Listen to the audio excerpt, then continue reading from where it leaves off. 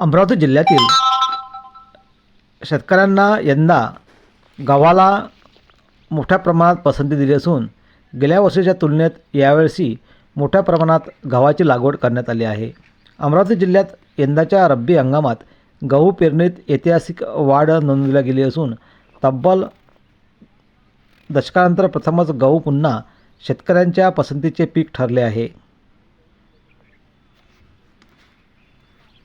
जिल्ह्यातील शेतकरी वर्गांनी शासनाला आता गहू पिकाला मोठ्या प्रमाणात चांगल्या प्रतीचा भाव मिळावा अशी अपेक्षा केली असून एकदर योजना अंतर्गत कापसाला शेतकऱ्याच्या गहू पिकाला आता एकरकमी भाव मिळावा अशी ही मागणी करण्यात आली असून गेल्या काही वर्षापासून गहू पिकाला भाव योग्य नसल्याने गहू पीक धोक्यात आले होते। मात्र यावर्षीच्या हंगामात शेतकऱ्यांनी चांगल्या प्रकारे गहू लावला आहे।